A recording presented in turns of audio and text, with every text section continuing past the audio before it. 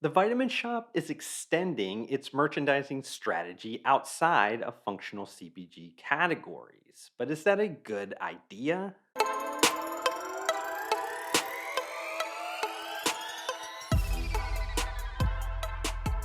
I'll get to my thoughts around that introduction a bit later in this content, but I did want to run through some of the basics of the 2022 quarter one earnings report and conference call that was released on May 5th of 2022.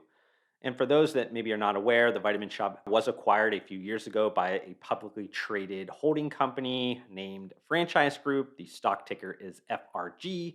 Franchise Group owns an assortment of retail assets like the Vitamin Shop, Pet Supplies Plus, American Freight, Buddy's Home Furnishings, Badcock Home Furniture and more, and Sylvan Learning. Being that the franchise group likes to make my life a bit difficult by not maybe breaking out a lot of the segment level financial details, this content will be softer on the financial numbers, but more focused on actionable strategic information about the Vitamin Shop, which in the end is probably more valuable to my community, anyways, right? So let's kind of start at some of that financial data that they do disclose. The Vitamin Shop's first quarter revenue was $311 million. That was up 5.5% year over year and up 13.2% on a quarter over quarter basis. Same store comps for the quarter was a positive 6.1%, which was driven by strong in store customer traffic, new product launches, and price increases due to higher vendor costs. Operating profit in the quarter was $35.4 million, which was pretty strong, but it is slightly below the comparative operating margin percentage of the first quarter of 2021. Before I shift this content into some deeper commentary, I do want to give a shout out to the sponsor of this content, Ghost Lifestyle. I've been a huge supporter of this sports and active nutrition brand since they initially launched in 2016. And they've also won a slew of the Vitamin Shop's most recent Battle of the Brands awards, including New Brand of the Year. Personal favorite products of mine are the Sour Patch Kids Blue Raspberry Ghost Energy Drinks, the Chips Ahoy Ghost Whey, and the Bubblicious Legend Pre Workout. Now, you can grab yours at ghostlifestyle.com or through fine retailers like the Vitamin Shop. Now, getting back into the content, I want to kind of discuss a little bit around the franchising and store update. The Vitamin Shop ended the quarter with 708 stores overall in their system, which was down three from the previous quarter. All but one of the stores in the fleet is corporate owned. That ratio will start to change in the coming periods as the Vitamin Shop does have a dozen franchise stores in its backlog. That's up three on a backlog perspective from last quarter, and the franchise group is confident this will grow further as continued interest from discovery days have been strong. Now, shifting this content into the e-commerce and marketplace, digital sales accounted for just over 25% of the total revenue in Q1, which equates to about a run rate of over $300 million dollars for that channel. The Vitamin Shop also announced a partnership with Logic Broker, a cloud based digital commerce platform for marketplace and dropship connectivity. The partnership will expand the nutritional supplement retailers' digital merchandising capabilities and provide expanded product assortments to its online customers.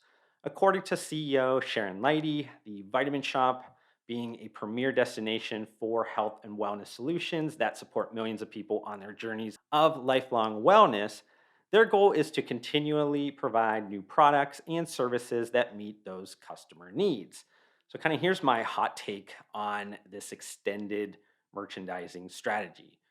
I'd be more interested in the Vitamin Shop adding more services or more strategic partnerships compared to more products when thinking about how they can support customers throughout the entire wellness spectrum. Adding new categories of merchandising, such as fitness accessories or sports equipment or light equipment like yoga mats or exercise bands, really reminds me of something that bodybuilding.com did a year or so ago. And to my understanding, it's not going all that well.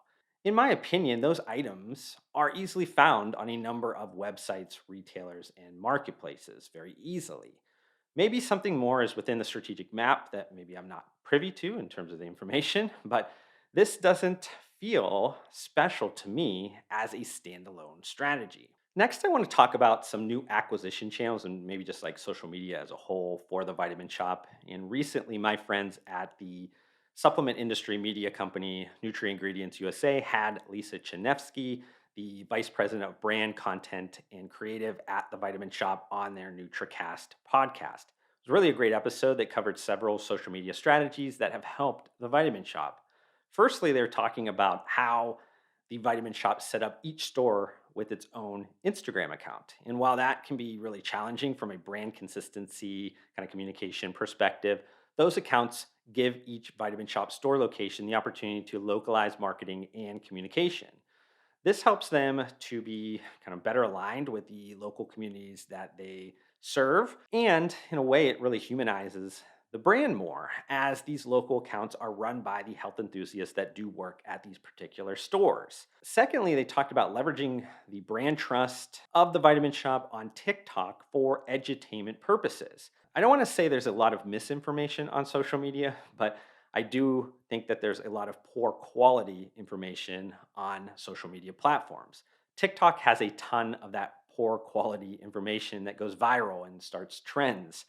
And the Vitamin Shop has taken a stance that when there are bad, maybe health and wellness trends on the platform that are going viral, they will think about it as an opportunity to educate as a health brand authority. And then thirdly, and kind of a continuation on some of these TikTok trends, they can actually fuel sales growth. So social listening is extremely important. And I talked about this with Jack Gayton, the sports nutrition divisional merchandise manager, in a previous content piece about how TikTok is responsible for a surge in demand for creatine. Sales for creatine surged 91% year over year in 2021, and website searches on the Vitamin Shop for the term was up 77% year over year.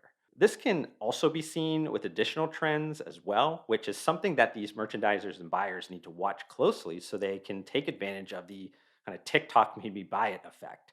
I really think of this as like a faster, quicker Dr. Oz effect that used to happen at the Vitamin Shop every time the TV doctor would mention an ingredient or product on its show.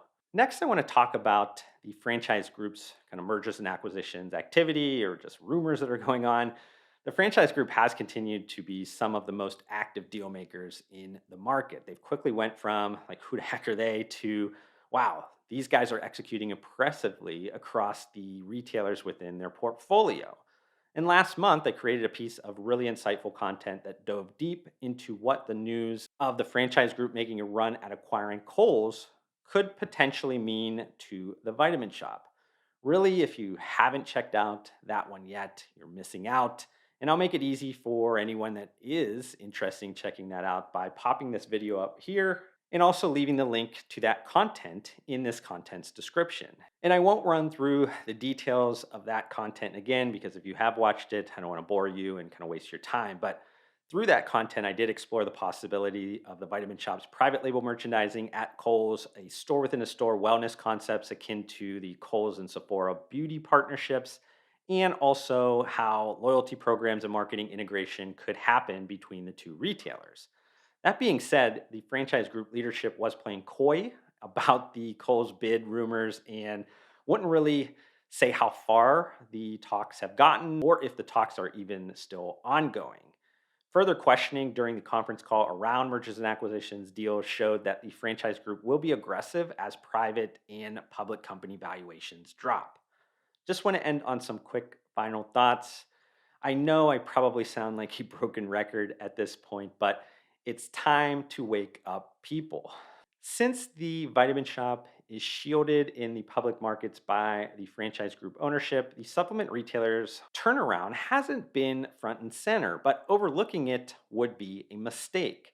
They will have store growth for the first time in a half decade. They have a growing customer file for the first time in half a decade. And they are also positioned inside of a growing specialty category that is also usually recession resistant. Fact is, 2022 is continuing to set up very nicely for the Vitamin Shop. Now, I hope you enjoyed this YouTube video. If you did, consider hitting the like button to support me. Also, help me get to my short term goal of 2,000 subscribers by hitting that subscribe button. I'd love to see you join me on this journey, but we need to fix the fact that three-fourths of you that are watching this YouTube video right now are not subscribed to my channel, and that makes me extremely sad. But I do want to thank you for tuning in, and I'll see you on the next one.